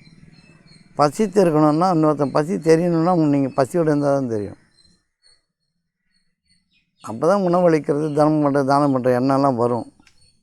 எப்போ பார்த்தாலும் போண்டாயும் வடையும் தின்னு விட்டு டீயை குடிச்சு விட்டு முறுக்கு இருக்க போனதெல்லாம் மென்னுக்கிட்டு இருந்தேன்னா பசி எங்கே இருக்க போகுது? உனக்கு பசி இல்லைன்னா யார் பசியும் உன் கண்ணு தெரியாது. தேவை கொஞ்சம் சாப்பிடு, நேரத்துக்கு சாப்பிடு. பசித்து எப்போவுமே வயிறு காலியாக இருக்கட்டும். அதுக்கு உட்பொருள் பெரும்பொருள் சொல்கிறவங்களாம் இருக்கிறாங்க. நம்ம சாதாரண பொருள் சொல்லுவோம் இல்லை, இதே பெரிய பெரிய பொருளாக சொல்லக்கூடிய மகான்கள் இருக்கிறாங்க. நம்ம வந்து சாதாரணமாக அரை வயிற்று பசியோடு எப்போவுமே பசித்து இருக்கிறது நல்லது. பசி போச்சுன்னா எல்லாம் போச்சு. பசி போனால் ருசியும் போயிடும். பசி இருந்தால் ருசி கூட தேவையில்லை. இப்போ இது மாதிரி ஏன் இந்த நல்ல வாழ்க்கை வாழணும், நல்ல பேச்சு ஏன் பேசணும்? பயம் வரும்போது பயப்பட மாட்டீங்க, அவ்வளோதான். வாழ்க்கை பயமுறுத்தும் போது தைரியம் இருக்கும். உதவிகள் வந்து நெருக்கத்தில் இருக்கும். வீடு தேடி வரும் உதவிகள். நீ இருக்கிற இடத்துக்கு உதவிகள் வரும். இது கடவுளுடைய பெரும் கொடை. உனக்கு முன்னே என் சமூகம் செல்லும். நீ போகிறதுக்கு முன்னாடி என்னுடைய சமூகம் உன்னை பாதுகாக்க வந்துடும். தேவ படைகள் இறங்கும், வானவர்கள் இறங்குவார்கள், தேவர்கள் இறங்குவார்கள், உதவி செய்வார்கள், பாதுகாப்பார்கள். முன்னும் பின்னும் இருப்பாங்க, நம்மளை பாதுகாப்பாங்க. இவ்வளோ நன்மைகள் நம்மக்கிட்ட இருக்கும்போது ஏதோ இருக்கிறதுல கொஞ்சம் கொடுத்தா என்ன போகுது உங்களுக்கு? யாருக்கு போனாலும் இன்னொருத்தனை விட்டு போகிறீங்க? எப்படியும் விட்டுட்டு போகிறது தானே. இருக்கும்போதே நல்லபடியாக கொடுத்துட்டு போங்க. நல்ல வார்த்தையாக பேச போகிறான். ஐயா இருந்தார், பைசா வந்தால் சாப்பாடு கடை கொடுப்பாரு, ஏதோ உதவி செய்வார்னால. அந்த ஆள் பாரு எங்கெங்க சேர்த்தானோ சம்பாதிச்சனோ பிள்ளை கொண்டு எழுதிட்டு போனால் அது பேயாட்ட ஆடிட்டுருக்குதுன்னு. ஏன் தானம் தரம் பண்ணணும், இல்லாதவனுக்கு கொடுக்கணும். ஐயமும் பிச்சையும் ஆந்தனையும் கை காட்டி ரெண்டும் செய்யணும். பிச்சையும் இடணும், ஐயமும் இடணும். ஐயம் இடும்போது நீ வந்து பிச்சைக்காரன், பிச்சை இடும்போது நீ வந்து பணக்காரன். ஐயம் இடும்போது நீ பிச்சைக்காரன், நீ பெரியவங்களுக்கு பணிவிடை செய்யும்போது நீ பிச்சைக்காரன் தான். நீ புரியுது உங்களுக்கு? பிச்சைக்காரனுக்கு இடும்போது நீ வந்து கொஞ்சம் மேலே இருக்கிற. ஆனால் ரெண்டும் செய்யணும். நீ பிச்சைக்காரனாக வரும், பிச்சைக்காரனுக்கு உதவி செய், ரெண்டும் செய். ஞானவான்கள் எதுவும் கேட்க மாட்டாங்க. நீ கொடுத்தா உன்னுடைய நன்மைக்காக அதை வாங்கிப்பாங்க. அதனால் நீ நன்மை அடைய போகிறேன்னு தெரிஞ்சால் வாங்கிடுவான், வச்சுட்டு போன்னு சொல்லிடுவாங்க. அவங்க எல்லாத்தையும் ஏற்றுப்பாங்க. நான் ஒரு வெண்டைக்காய் பயிரிட்டு கொண்டு போய் எங்கள் வீட்டு பக்கத்தில் ஒரு கலெக்டர் இருந்தார். அவர்கிட்ட கொண்டு போய் கொடுத்தாங்க. என்ன அப்படின்னாரு, வெண்டைக்காய்னு. உன் பாவத்தை எனக்கு கொடுக்குறியான்னு கேட்டார். முதல்ல கேள்வி, உன் பாவத்தை எனக்கு கொடுக்குறேன்னாரு. ஐயா ஆமாங்க ஐயா, மன்னிச்சுங்க ஐயா, அந்தாங்க ஐயான்னு கொடுத்தேன். சரி வச்சுட்டு போனார். அவருடைய முதல் வார்த்தை அப்படி தான் இருந்தது. ஆனால் வரைந்த ஞானிகள் சொல்ல மாட்டாங்க. பாவத்தை கொடுத்தாலும் சரி, எது கொடுத்தாலும் சரி வச்சுட்டு போன்றாங்க. இப்போ நீங்கள் புரிஞ்சுக்கிறதுக்கான விஷயங்கள் இதெல்லாம் உங்களுக்கு தெரியும். ஆனால் தூண்டப்படாத விளக்கு எரியாது. நெருப்பு இருக்கும், ஆனால் எரியாது, ஃபயர் ஆகாது. தூண்டணும். அதை அப்படி புரிஞ்சுங்க. Ultimate aim of the life என்னது? லிபர்ட்டி, சுதந்திரம். எதையும் நம்மளை கட்டுப்படுத்தக்கூடாது. மரணமும் நம்மளை கட்டுப்படுத்தக்கூடாது. மரணம் நம்மளை பாதிக்கக்கூடாது. அவ்வளோதான். அவ்வளோ தைரியம் வேணும். தெரியுது உங்களுக்கு? அவ்வளோதான். அதில் பழக வேண்டியது தான். ஒரு வயசுக்கு மேலே இதுதான் பழகணும். அந்த பழக்கத்துக்கு தான் இந்த நன்மைகளை நீங்கள் கற்றுக்கணும். நல்லடியார் கூட்டத்துக்கு சேவை செய்யணும், நல்ல பேச்சு பேசணும், மனைவி மக்களை ஆதரிக்கணும். இதெல்லாம் எதுக்கு சொல்கிறதுன்னா, உங்கள்கிட்ட இருந்து கொடுத்துக்கிட்டே இருக்கு. கொடுக்கும்போது உடம்பை கொடுக்குற நேரம் போகும்போது அதையும் கொடுத்துருவேன். நீ எடுத்துகிட்டு போ, யார் எடுக்கிறாங்களோ எடுத்துகிட்டு போங்க. இதுதான் தானம் தர்மம். உடம்பு விடமாட்டேன்னா பிடுங்கி முகங்களிலும் அடித்து பிடிக்கினால் எப்படி இருக்கணுங்க வேதத்தில் ஒரு வார்த்தை இருக்குது. மூஞ்சிலும் முகரக்கட்டையில் அடித்து 2 போட்டால், இப்போ நிறைய பேர் ரொம்ப வயசானவங்க சாவலைன்னா போட்டு அப்படின்வாங்க கிராமங்களில். ஆமாம், ஏதாவது இதுக்கு மேலே இழுத்து இந்த பாவம் என்ன பண்ண. இந்த சண்முகடிகள் ஒரு கதை சொல்லுவார். சண்முகடிகள் இப்போ அது கேட்டுப்பட்டிருக்கீங்களா? 85-86 வயசு அவருக்கு, திலகாத்தமாக இருக்கார். அவர் கதை சொல்லுவார். ஒரு வயசானவர் உடம்பு முடியாமல் படுத்துட்டாராம். டாக்டர் சொல்லிட்டாங்களாம், எல்லாருக்கும் சொல்லிவிடுங்க அப்படின்னு. இவங்களும் தந்தி அடித்து பையன் ஆளுங்க அண்ணன் தம்பி எல்லாம் வந்துட்டாங்களாம் வீட்டுக்கு. இவர் போக மாட்டேங்கிறாராம், இழுத்துட்டு இருக்குதான். ஒரு நாள் ஆச்சான். இட்லி வடை சாப்பாடெலாம் பொங்கலாம் ஆக்கி போட்டாங்களாம். அது இட்லிலாம் சுட்டு போட்டாங்களாம். சாப்பிட்டுட்டே இருந்தான். 2 நாள் ஆச்சான், இன்னும் போகல. இவன் ஆக்கி போட்டுனே இருக்கான். இவன் உட்காந்து சாப்பிட்டுனே இருக்கான். 3ஆம் நாள் ஒருத்தர் வந்து கேட்குறான், டெய்லி இட்லியே போடுறீங்களே, கொஞ்சம் பூரி போடலாம். அவன் போச்சு, டெய்லி இட்லியே போடுற கொஞ்சம் மாற்றுங்கள, பூரி போடலாம் வேணாம். அந்த மாதிரி சாகும்போது இவனை கூட்டு வச்சு இவன் செத்துட்டுருப்பான் போல இருக்குது. இவன் பாருங்க, தான தர்மம் பண்ணணுன்னா எப்படிலாம் பிடுங்கப்படுதுன்னு பாருங்கள். இவர் இழுத்துன்னே இருக்காராம், போயும் தொலைக்க மாட்டேங்கிறாராம். இவனுங்களும் போய் தொலைக்க மாட்டேன். ஒரு இக்கட்டான சூழ்நிலை. இப்போ நம்முடைய காலம் முடியும் போது நம்ம எப்படி இருக்கணும்? ராஜா மாதிரி இருக்கணும். ராஜா பார்வை இருக்கணும். அவ்வளோ சுகமாக இருக்கணும். அது நம்ம விரும்பணும். நமக்கு பயம் இருந்தாலும் விரும்புவது செய்யலாம்ல. இப்போ பக்கத்து வீட்டில் ஒரு பொண்ணு இருக்குது, சின்ன பையன் பயந்துதான் பார்ப்பான், ஆனால் விரும்புகிறான்ல. ஒரு வாலிபன் ஒரு பொண்ணை பார்க்குறான்னா பயப்படுவான், யாராவது நான் பார்த்துட போகிறாங்கன்னு, ஆனால் விரும்புவான். அது மாதிரி நமக்கு மரண பயமாக இருந்தாலும் நல்ல மரணம் வரணும்னு விரும்புவா செய்யலாம்ல. ஒரு நாள் அது நடந்தே தீரும். அவ்வளோதான். இதுக்கு தான் நல்ல ஒழுக்கம், நல்ல செய்தி, நல்ல பேச்சு, நல்ல பண்பாடு, ஒழுக்கம், தான தர்மம், இதெல்லாம் தவம், இதெல்லாம் சொன்னது இதுக்கு தான். சாதாரணமாக உலக வாழ்க்கை கழிக்கிறது, மேலான வாழ்க்கை வாழணுன்றதுக்கு வேறு ஒரு வழிமுறை இருக்குது. அது அறிஞர் பெருமக்களிடம் கேட்டு அறிஞ்சு வாழணும். சரியா? இப்போ புரிஞ்சிச்சு உங்களுக்கு? இப்போ ஹாப்பியாக இருக்கணும். வயதானவங்களாம் யாரும் பயப்படாதீங்க, எதுக்கும் பயப்படக்கூடாது. பயப்படுறது என்ன இருக்குது? ஒன்றும் இல்லை. நமக்கு ஒரு மண்ணும் இல்லை, எல்லாம் மண்ணுக்குள்ளே தான் போக போகிறோம். அதனால் எதுக்கும் பயப்பட வேண்டிய அவசியம்லாம் கிடையாது. அது வரைக்குமாவது இந்த வாழ்க்கையை சுகமாக வாழணும். நல்லபடியாக வாழணுன்னா நல்ல பேச்சு பேசுங்க, யாரையும் குற்றம் சொல்லாதீங்க, பொறுத்துங்க. வழி திருத்துறது கூட உங்கள் வார்த்தைக்கு பலம் இருந்தால் தானாக வழி திருத்தம். நீங்கள் குறைப்பட்டு பிரயோஜனம் இல்லை. இவன் நல்லவன் ஆகிடுவான்னு சொன்னால் நல்லவன் ஆகிட வேண்டியதான். உதவியாளர் ஆகணுன்னா உதவியாளர் ஆகிட வேண்டியதான். இந்த வார்த்தைகளுக்கு பலம் இருந்தால் அது நடக்கும். பலம் இல்லைன்னா குறையாக இருக்கும். பலமற்றவர்கள் குறை சொல்கிறார்கள், பலவான்கள் ஆசீர்வதிக்கிறார்கள். பலசாலிகள் ஆசீர்வதிக்கிறார்கள், பலகீனர்கள் குறை சொல்கிறார்கள். நீங்கள் பலமானா பலகீனனா நீங்கள் தான் முடிவு பண்ணிக்கணும். எங்கே குறை வருத வார்த்தையில் அப்பயே தெரிஞ்சுக்க நீங்கள் பலகீனம். அநியாயமாக குழப்பமான மனநிலை தான் உங்கள் உயிர் பிரியும். பலவான்கள் ஆசீர்வதிக்கிறார்கள். ஆகவே அவர்களுக்கு தேவர்கள் பொடை சூழ அவர்கள் சிவலோகத்துக்கோ வைகுண்டத்துக்கோ வரவேற்கப்படுவார்கள். பரலோக சாம்ராஜ்யம், இன்னும் சிவனபதிகள் எதுக்கும் தேவர்கள் பொடை சூழ போயிடுவாங்க. அப்போ பலவானாக இருக்கணுமோ பலகீனமாக இருக்கணும் நீங்களே முடிவு பண்ணிங்க. அவ்வளோதான். இதுக்கு தாங்க இவ்வளோ நல்லது செய்ய வேண்டிய கட்டாயம் இருக்குது. இந்த பணத்தை பிடிச்சி தொங்காதீங்க, இதெல்லாம் உங்களை காப்பாற்றாது. வீடு வாசலாம் பிடிச்சி தொங்காதீங்க. யாராவது வந்தால் கொஞ்சம் நேரம் நல்லபடியாக இருந்து நல்ல பேச்சு பேசிட்டு சாப்பிட்டுக்கிட்டு போட்டோம். இதெல்லாம் வச்சுட்டு என்ன பண்ண போகிறோம்? நல்லா வீடு கட்டுங்க, பெருசாக கட்டுங்க, இல்லை இருக்கிறத கட்டுங்க, ஜாலியாக இருங்க. சண்டை போடாதீங்க வீட்டுக்குள்ளே. ஒருத்தர் மூஞ்சி ஒருத்தர் முடிச்சிக்காதீங்க. அன்பு என்பதற்கான பொருள் என்ன தெரியுமா? நெருக்கம்னு பொருள். அன்புனா என்னது? நெருக்கம். எந்த காரணத்தை கொண்டும் பணத்துக்காக காசுக்காக நெருக்கத்தை பிரிச்சுக்காதீங்க. நெருக்கமாக இருங்க. உதவுறாங்களோ உதவிலையோ உங்கள் நெருக்கத்தை விட்டுறாதீங்க. குறைப்பட்டால் குறை செய்தால் மன்னிச்சு கொடுங்க, ஏற்றுங்க. அவ்வளோதான். இந்த நெருக்கத்தின் பேர் தான் அன்பு. நீங்கள் வச்சுருக்கிறதெல்லாம் வச்சு என்ன பண்ண போகிறீங்க? நல்லா புது சட்டை பேண்ட் எல்லாம் போட்டுங்க. ஒரு நாள் போடலாம், மறுநாள் கட்டி துவைக்கணும். அவ்வளோதான். அதுவே உங்களை வாழ வைக்காது. அதனால் போட்டுங்க, செய்துங்க, செருப்பு மாட்டிங்க, வாட்ச் கட்டிங்க, கார் வாங்கிக்கோங்க, எல்லாம் வாங்கிக்கோங்க. எல்லாத்தையும் விட்டுட்டு கிளம்புன நேரம் ஒரு நாள் வரும். அந்த நேரத்தில் இதெல்லாம் நம்மளுக்கு சுமையாக இருக்கக்கூடாதுன்னு இப்போவே நீக்க கற்றுக்கணும். அவ்வளோதான். போட்டுக்கிறேன், அது போட போகிறேன், அவ்வளோதான். துறவு வாழ்க்கை தான். அனுபவிக்கும் போது துறவி தான் நல்லா அனுபவிப்பான். துறவி தான் பற்றுள்ளவனால் அனுபவிக்க முடியாது. எங்கே குறைஞ்சணுமோன்னு வச்சுக்கின்னே இருப்பான். நல்ல சோறு தின்ன மாட்டான். ஒரு மூதையை சொல்லிக் கொடுக்குது, அரிசி போடும் போது 4 அரிசியை ஒரு குண்டானில் போட்டு வைக்கணுமா.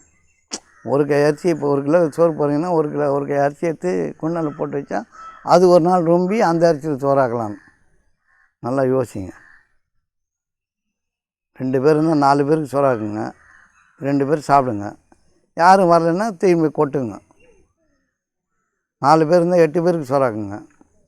வந்தால் போடுங்க, வரலைன்னா திரும்பி கொட்டுங்க. இதுதானே ஏற்றுற அடுப்பு இன்னும் எரியாமல் அணையா நெருப்பை எரிஞ்சுன்னு இருக்கணுமா? இல்லை சொல்லிக் கொடுத்து ஒரு இன்னும் கவலை அரிசியாக சேர்த்து வச்சு பிச்சைக்கார வாழ்க்கை வாழணுமா? எந்த வாழ்க்கைக்கு நீங்கள் போகணுன்னு பெரியப்படுறீங்க? அள்ளி அரைக்கிற வாழ்க்கையா, அள்ளி வீசுகிற வாழ்க்கையா? வெயில் வீசுதுன்றான், காற்று வீசுதுன்றான், மழை கொட்டுதுன்றான். புரியுதா உங்களுக்கு? எல்லாம் அள்ளி வீசிக்கிட்டு கொட்டிக்கிட்டு இருக்குது. நீ மட்டும் பிடிச்சி உள்ளே போட்டு வச்சுன்னு குண்டானில் ஒரு கையில் அரிசி போட்டு அது என்றைக்கு ரொம்பி அது வரைக்கும் நீ அது நீ செலவு பண்ணுறதுக்கு அப்படியே சேர்த்து வைக்கணும்.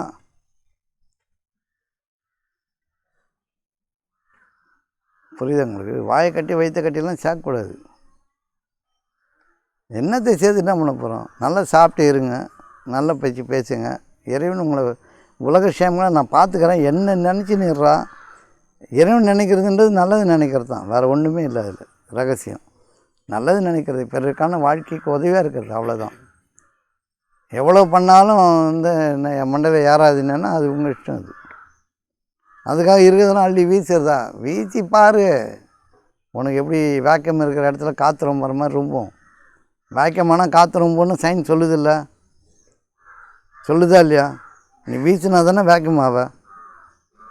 அப்போ தானே உனக்கு நிறைவாக வந்து நிரப்பமானது வந்து ரொம்ப. இதெல்லாம் சயின்ஸு சொன்னாலும் கூட கேட்க மாட்டோம். நம்மக்கிட்ட இருக்கிறதெல்லாம் விட்டோம்னா அப்புறம் ஏன் நம்மளை காப்பாற்றோம்? நீ இருக்கிறதெல்லாம் விடு, முதல்ல காப்பாற்றுறது அப்புறம் பார்த்துக்கணும்னா அந்த அறிவு அந்த அந்த தைரியம் வரதில்லை யாருக்கும். வராது தானே, வராது. நான் வாழற வாழ்க்கை அப்படி தான் வாழணும்னு விரும்புகிறேன். என்னை யார் பார்த்துக்கிறான்னு எனக்கு தெரிஞ்சு போச்சு. என்னை பார்த்துக்கிறதுக்கு ஒருத்தர் இருக்கிறான், அவன் போதும், எவனும் தேவையில்லை. அவன் விரும்பினா எல்லாத்தையும் கூப்பிட்டு வருவான், விரும்பினா எல்லாத்தையும் விட்டுட்டு நான் போதுன்னு விட்டு நிறுத்திடுவான். இந்த மகாதைரியத்துக்கு தான் இறைவனை வணங்குறது. என்னை வணங்குவதற்காக வேண்டி உங்களை நான் படைக்கவில்லைன்றான். இந்த மாதிரி ஒரு இறைவனையே நத்தி நிற்கிற ஒரு வாழ்க்கை வந்து அழகான வாழ்க்கையாக மாறிடும். மற்ற எதை நீங்கள் அதை தொடர்பு வச்சுக்கிட்டாலும் அதை விட்டுட்டு போகிறதாது. அவை உன்னையே நீ அறிவாய். அதுதான் இந்த சொல்லோட தாத்பரியம். என்னன்னா, நீ பார்த்துக்கோ, நீ யாருன்னு பார்த்துக்கோ. நம்ம கூட யார் இருக்கிறா? கடைசி வரைக்கும் யாருப்பா? நம்முடைய இறைவன். அவனுடைய சாந்தம், அவனுடைய சமாதானம், அவனுடைய நற்கருணை, இது மட்டும்தான் இருக்கும். போதும். ஆகவே இறைவன் போதுமானவன். ஆகவே இறைவன் போதுமானவன் அப்படின்றதோட வாழ்க்கை நம்ம வாழ கற்றுக்கணும். இறைவன் போதுமானவன்.